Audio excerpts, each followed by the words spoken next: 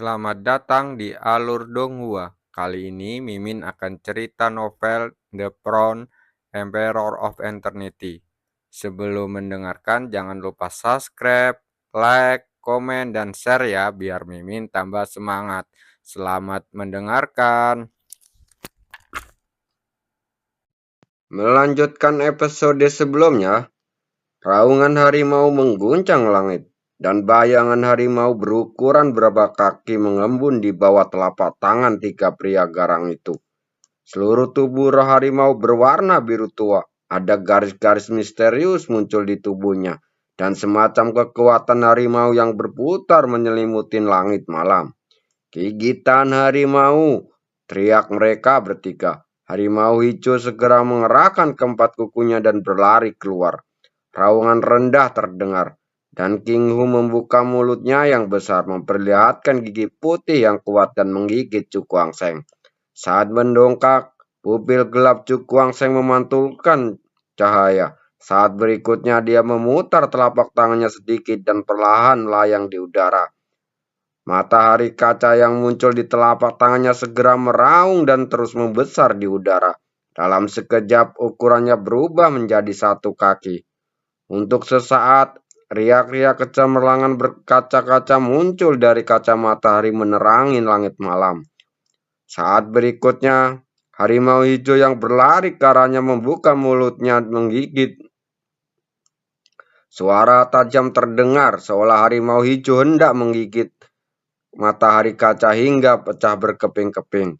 Melihat pemandangan ini, pria gala itu diam-diam menghela nafas lega saat melihat ke arah Cu Kuang Seng. Matanya penuh dengan ketakutan. Anak ini sebenarnya memaksa mereka bertiga menggunakan seluruh kekuatannya untuk melawan. Hancurkan untukku. Setelah terkejut, ketiga pria itu saling memandang dan berteriak dengan niat membunuh. Musuh seperti itu harus dibunuh secepat mungkin. Mulut raksasa harimau hijau menggigit dengan keras, memecah kaca matahari di mulutnya. Namun, Cu Kuang Seng tampak tenang dalam hal ini, dan sudut mulutnya sedikit terangkat memperlihatkan lengkungan yang mengejek. Mengentalkan, sebuah kata dingin keluar dari mulutnya. Setelah itu ketiga pria itu merasa ngeri melihat pecahan kaca matahari dengan cepat tersusun kembali dan berubah menjadi kaca matahari sekali lagi. Selain itu, memanfaatkan kelalaian mereka, matahari kaca yang telah direnovasi melewati langsung dan membarbardir mereka. Tertipu, ekspresi ketiga orang itu berubah, tapi mereka juga orang yang kejam. Mata mereka bersinar dengan ekspresi tegas, dan mereka langsung mengendalikan harimau untuk memukul Cu Kuang Seng. Jelas sekali mereka ingin menggunakan ini untuk memaksanya menarik serangan dan beralih ke pertahanan. Sebagai tanggapan, Cu Kuang Seng menjibir. Saat tangannya berubah, cahaya seperti kaca meledak mengubah seluruh tubuhnya menjadi warna kristal. Tidak hanya itu, dia juga mengerahkan kekuatan mentalnya untuk membentuk lapisan pertahanan lain di luar. Melihat pemandangan ini, pupil ketiga pria itu menyusut. Anak ini begitu kejam hingga dia ingin bertarung dan memaksa mereka sampai merugikan kedua pihak. Namun, saat mereka ingin mengerahkan kekuatan di tubuhnya untuk bertahan dengan seluruh kekuatannya, namun dia terkejut saat mengetahui bahwa kekuatan di tubuhnya tidak lagi terkendali. Apa yang terjadi? Salah satu orang bertanya dengan heran. Kekuatan luar angkasa anak ini aneh. Saat kita bertarung sebelumnya, kekuatan aneh menyerang tubuh kita. Ternyata mereka telah terjumus ke dalam skema orang lain dari awal. Melihat kepanikan di wajah ketiga orang itu, ekspresi Cu Kuang Seng jadi senyum nipis. Dengan lambaian tangannya, kaca matahari turun dengan cepat ke bawah di tatapan ngeri ketiga orang itu. Suara keras menyebar dan cahaya kaca menyapu langsung menutupi ketiga pria itu. Di saat yang sama, harimau hijau juga melompat turun dan menabrak pertahanan Cu Kuang Seng. Untuk sesaat, langit malam dipenuhi dengan suara keras dan gelombang kejut yang dahsyat melanda satu demi satu. Mempertimbangkan semua ini, ekspresi ngeri langsung muncul di wajah kedua pria itu. Dengan satu lawan tiga, anak ini justru memaksa ketiganya dalam situasi seperti ini. Sementara kedua pria kurus itu dengan melamun, lonjakan es besar tiba-tiba muncul dari tanah dan menusuk mereka berdua. Wajah pria kurus itu menjadi pucat dan dia bekerja sama dengan orang lain menggunakan seni bela diri dan berhasil menghancurkan paku es tersebut. Namun, pecahan es yang meledak itu melukai seluruh tubuh mereka dan darah merah cerah dibekukan dengan udara dingin sebelum mengalir keluar. Pada saat ini, cahaya di sisi Cukuang Seng berangsur-angsur menghilang, memperlihatkan pemandangan di dalamnya. Pria kurus itu melihat dari sudut matanya dan langsung terkejut. Karena dia melihat ketiga pria itu pakaiannya robek. Mereka jatuh ke tanah dengan napas yang lemah dan mereka diambang kematian. Di sisi berlawanan Cukuang Seng aman dan sehat tapi wajahnya sedikit pucat. Mengapa kekuatan anak laki-laki ini begitu menakutkan? Kedua pria kurus itu berkata satu sama lain, melihat sekilas dan berpikir untuk mundur. Cukuang Seng tiba-tiba berbatuk dan rona merah yang tidak sehat muncul di wajahnya. Adikku, kamu baik-baik saja? Culiar bergegas dan bertanya dengan khawatir. Tidak apa-apa, saya hanya mengalami beberapa luka dalam. Cukuang Seng melambaikan tangannya. Dalam kontroversi sebelumnya, meskipun dia dan dua pertahanan tubuh utama, kekuatan mental dan pecahan tubuh Kiok, tubuh fisiknya masih tahan terhadap banyak benturan. Orang-orang kuat dari alam iblis hitam di belakang akan menyusul. Cukuang Seng mengangkat kepala dan melihat ke depan berkata dengan ekspresi serius. Meskipun orang-orang di belakang mereka tidak sekuat 5 gender keluarga Zhan, mereka lebih banyak jumlahnya. Begitu dikepung, mereka akan berada dalam bahaya besar. Kakak, bawa aku pergi nanti, kata Cukuang Seng dengan suara yang dalam. Lalu duduk tanpa menunggu jawaban Culier. Kekuatan spiritual yang agung melonjak dari sela alisnya seperti air pasang, berubah menjadi gelombang besar dan mengalir ke langit malam. Saat berikutnya, gelombang spiritual pecah dan cahaya kemasan terang tiba-tiba muncul darinya. Tekanan yang sangat menakutkan menyelimuti malam.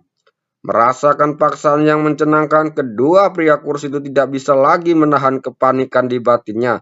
Mereka berbalik dan akan lari. Melihat ini, Cukuang Seng menjadi dingin. Segel yang diganti di tangannya tiba-tiba berhenti. Dan sebuah teriakan pelan membawa tekanan yang tak bisa dijelaskan bergema di langit malam. Surara Buddha Dalu. Cahaya kemasan meledak dan seorang Buddha emas besar muncul di antara langit dan bumi. Wajah Buddha emas kabur dan matahari kemasan menggantung di belakang kepalanya. Ada banyak sekali karakter Sanskerta yang terukir di sekujur tubuhnya. Samar-samar suara bel yang agung dan sakral keluar dari tubuhnya.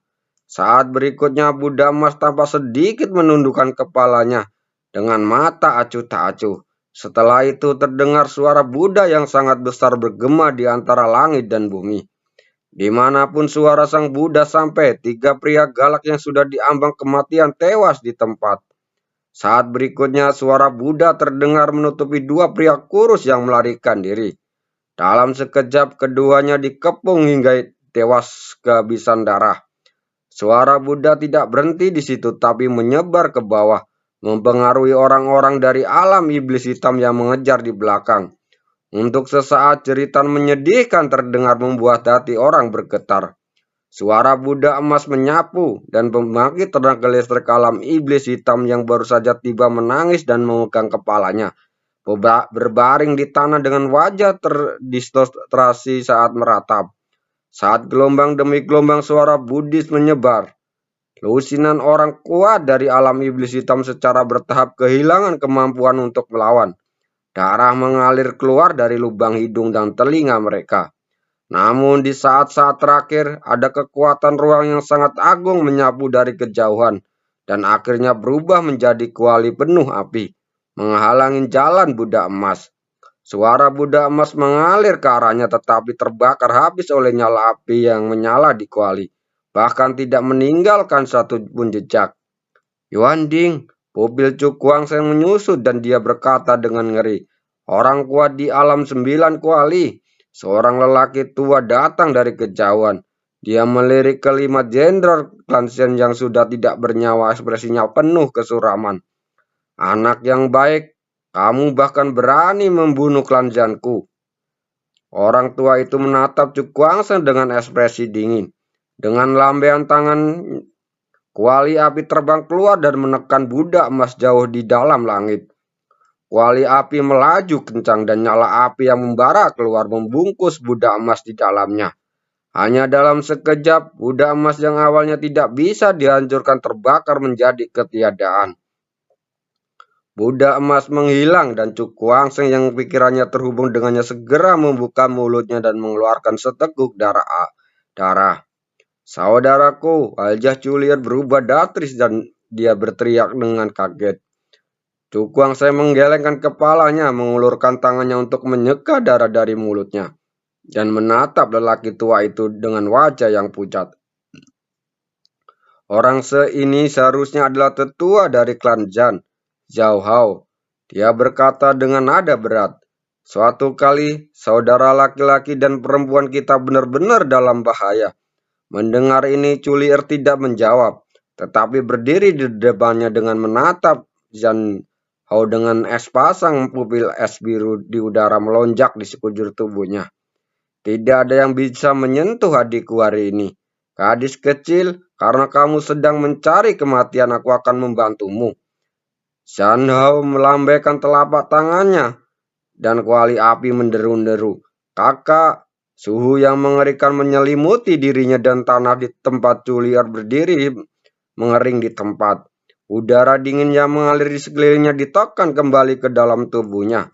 Namun, dia mengabaikan ini dan masih dengan paksa mengendalikan kekuatannya, memadatkannya menjadi lonceng es raksasa menutupi dirinya dan Cu Guangsheng. Kuali api menyerbu masuk dan udara dingin di lonceng es raksasa berubah menjadi ketiadaan. Setelah itu retakan ini dengan cepat muncul di permukaan lonceng raksasa itu. Wajah cantik Culier memerah, menyemburkan seteguk darah, wajahnya dengan cepat menjadi pucat. Kekuatan alam 9 kuali begitu menakutkan bahkan jika dia memiliki tubuh iblis es, dia tidak dapat bersaing dengannya. Kakak, Cu Guangsheng berdiri dan berteriak penuh kekhawatiran. Culier mengulurkan tangannya untuk menyeka darah dari sudut mulutnya dan berkata sambil tersenyum sedih, tidak ada gunanya bagi adikku. Aku tidak bisa melindungimu. Mendengar ini Cu Guangsheng menahan rasa dingin kakaknya dengan telapak tangannya, menatap Zhan Hao dan berkata dengan mata berdarah, kakak, jangan khawatir, aku akan membunuh orang tua ini untukmu. Sebelum dia selesai bicara, cahaya perak terak menyapu di sela-sela alisnya.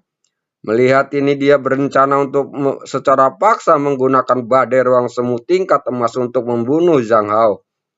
Namun saat dia bersiap untuk bertarung sampai mati, suara kicau burung yang jelas terdengar di langit. Setelah itu seekor burung spiritual berwarna hijau muncul di hadapan kedua orang itu. Burung Jingling, Cu Guangsheng terkejut dan kemudian berkata dengan gembira, Guru Qiu, di matanya saat ini seorang wanita dengan temperamen tidak duniawi dalam pakaian putih sedang berdiri di atas burung Jingling. Qiu Qinger melambaikan tangannya dan cahaya putih terang menyapu mendarat di lonceng es raksasa. Dalam sekejap lonceng es raksasa yang hampir pecah berkeping-keping menjadi stabil kembali. Yang masih terkena kuali api berulang kali namun tetap sekokoh batu. Qiu Qinger, ekspresi Zhan Hao berubah dan dia mengenali identitas Qiu Qinger sekilas dan ada ekspresi ngeri di wajahnya. Mengapa wanita ini ada di sini? Anda tahu, bahkan di alam iblis hitam reputasi Qiu Qinger sangat kuat dan bahkan pemimpin klannya sangat takut padanya.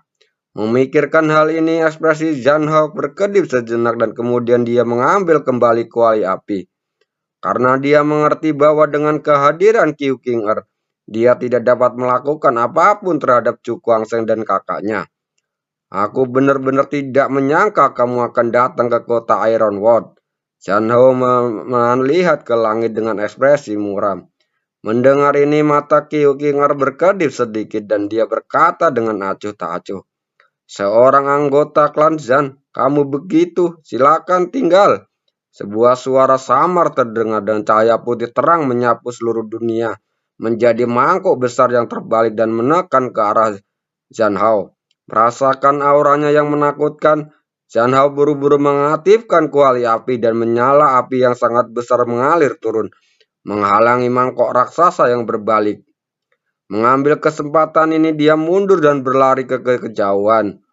Orang kuat di alam 9 kuali ini benar-benar melarikan diri.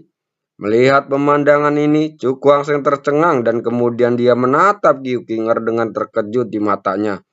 Kekuatan wanita ini terlalu menakutkan. Dia benar-benar menakuti praktisi alam Jiuding. Di atas langit warna dingin muncul di antara alis Qiu Qinger. Dia melambaikan tangan kioknya dan mangkuk besar yang terbalik mulai bergerak perlahan. Dan akhirnya mulut mangkok diarahkan ke Zhan Hao yang buru-buru melarikan diri. Pilar cahaya putih yang terbang keluar dari mulut mangkok memborbardir Zhan Hao di kejauhan. Ah, sesaat kemudian Zhan Hao yang menghilang dari pandangan menjerit nyaring bergema di langit malam. Sayang sekali, Qiu Qinger menggelengkan kepalanya. Praktisi alam juding melarikan diri dengan seluruh kekuatannya dan sulit baginya untuk menahannya. Apakah kamu baik-baik saja? Dia turun dari langit dan berjalan menuju Chu Guangxing dan kakaknya. Tidak apa-apa, saya hanya mengalami sedikit luka dalam. Sayanya perlu pulih. Chu Guangxing memaksa untuk senyum. Kemudian dia mengeluarkan 2 pil dan menyerahkan satu kepada kakak perempuannya. Setelah mereka berdua meminum obat mujarab, warna pucat di wajahnya mereka langsung memudar. Melihat ini, Qiu Qinger hendak mengatakan sesuatu, tapi ekspresinya tiba-tiba berubah, dan dia mengangkat kepalanya dan melihat ke belakang. Penguasa kota Ironwood ada di sini. Setelah mendengar ini, Chu Guangxing dan kedua pria itu segera berbalik dan melihat seorang pria mengenakan baju besi ungu datang dari kejauhan. Alam 9 kuali. Mata Chu Guangxing berkibar dan matanya tertuju pada kuali Yawan ungu di kaki pria itu, dan wajahnya sedikit terguncang. Haha, Guru Qiu, Anda adalah orang yang datang lebih dulu. Begitu pria lapis baja ungu itu muncul, dia tertawa. Dia melirik ke bawah dan ketika dia melihat mayat 5 jenderal keluarga Zhan, dia tiba-tiba berkata dengan sedikit penyesalan. Sayang sekali lelaki tua itu melarikan diri. Jelas, lelaki tua di mulutnya mengacu pada klan Zhan Zhao Hao. Karena di kejauhan dia merasakan aura unik Zhan Hao. Tapi Guru Qiu mampu membunuh 5 jenderal klan Zhan, yang merupakan kerugian besar bagi alam iblis hitam. Tiunmu mengubah suaranya saat berkata. Mendengar ini, Qiu Qinger menggelengkan kepalanya sedikit. Bukan aku yang membunuh 5 jenderal klan Zhan. Siapa itu? Tianmu berkata dengan heran. Qiu Qinger menunjuk ke arah Chu Guangxing dan berkata sambil tersenyum tipis. Orang ini. Tianmu menatapnya dan segera menunjukkan ekspresi terkejut. Apakah dia mendengar dengan benar? Pria kecil ini yang membunuh 5 jenderal klan Zhan. Terima kasih.